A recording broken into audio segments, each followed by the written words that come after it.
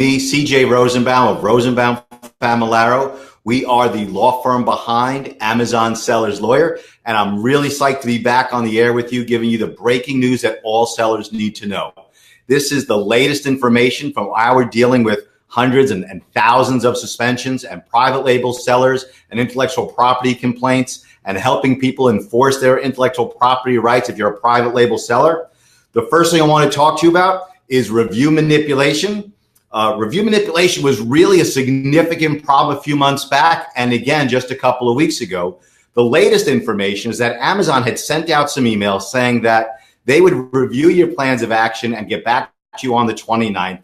And on the 29th, yesterday, we received multiple reinstatements. So if you were knocked down by accusations of review manipulation, if you were using some type of launch service or Facebook campaign or something that resulted in a suspension for review manipulation, you are no longer dead in the water. You can get your account back, you can get your ASINs back, and you can get back online. So review manipulation is not the end of the world.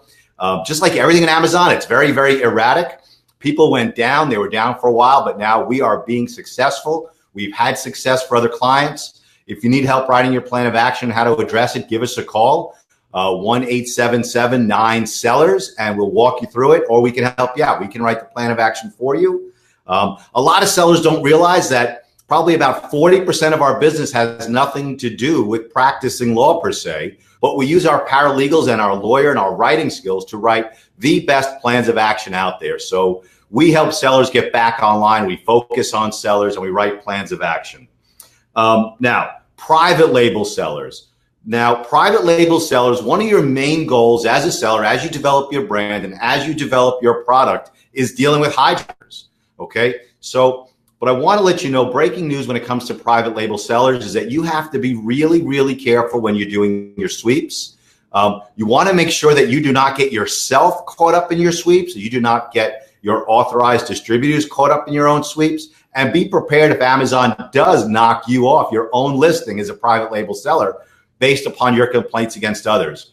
Now, what we have been preaching for years now, and the way we operate is that if you do have hijackers, if there are other sellers on your listing, we recommend first trying to get them to amicably come off the listing. You don't need to cut someone's legs off. You don't need to needlessly put somebody out of business. You can first send a cease and desist, point out why they're violating your intellectual property rights or the difference between what you deliver to a consumer and what somebody else might be delivering to a consumer, whether it's a warranty or an add-on, and try to get them to amicably come off your listing, because nobody needs a bad review. Nobody needs a company full of people that are upset with you. So we try and be courteous to everybody, and we give hijackers the opportunity to get off the listing voluntarily before ever making a complaint, and we really suggest you do the same. Also, private label sellers, your warranties are vital to protect the brand that you're building. Private label sellers is certainly the wave of the now and the wave of the future. By developing your private label, you are developing an asset with or without Amazon that you can then build on other brands. That you can build on your own website. You can sell on other platforms, and you're developing something that you own.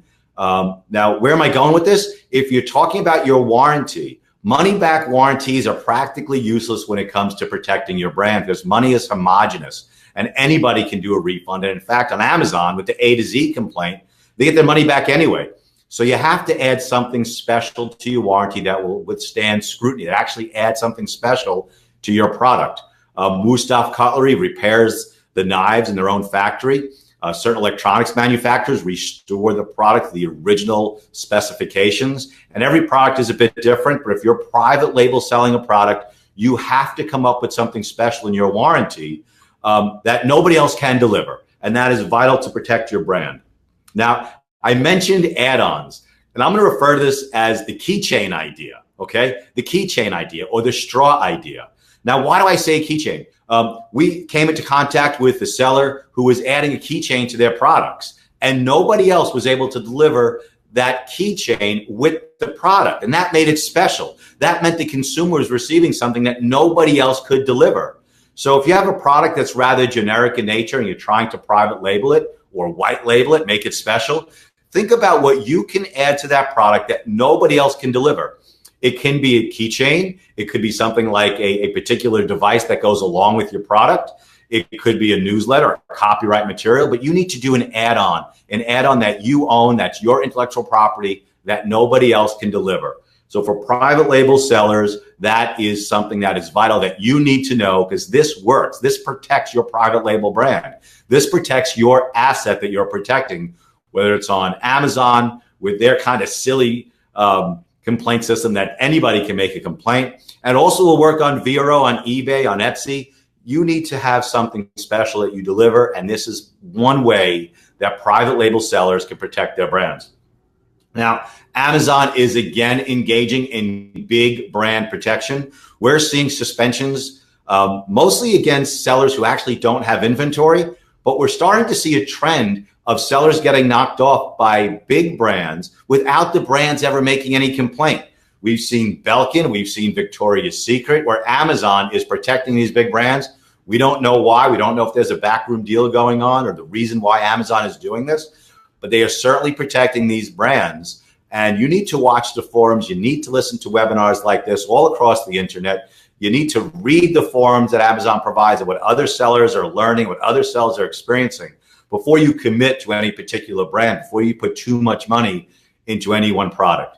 So I hope to get back to giving you breaking news at least once a week, if not twice a week. And I want to end with something else that I think is really true to my heart. And it's an opportunity that I see out there for every single domestic seller, and I think every single international seller. I just returned from attending and speaking at Retail Global in Australia. It was a fantastic event. Phil Leahy put on 7 different tracks for different sellers. I couldn't go from room to room fast enough and take notes fast enough because I learned a tremendous amount. Retail Global. They're going to be in Las Vegas in October. They'll be back in Australia next year. And the point of all this is not necessarily to pump Retail Global. I think it's absolutely fantastic. But Australia. Amazon just got started there in February or so. There are very few sellers compared to the US, compared to the UK, compared to Japan, compared to Germany. And while if you start selling on there right now, you probably are not going to make a killing, but your listing is going to be at the top of the chart. As sellers rush into this marketplace, you will already start having reviews. You will have a better chance of getting the buy box. You will have a better seller's reputation in that country. And I think then you can ride the wave that I think is absolutely going to come when Australia is just going to explode with Amazon over the next year or two. So if you are ready to expand, and even if you're not ready to expand into Australia, get in at the ground floor. The opportunity, I think, is 100%, and you got to get in there. Worst that happens is you don't make a lot, but you're not going to lose anything.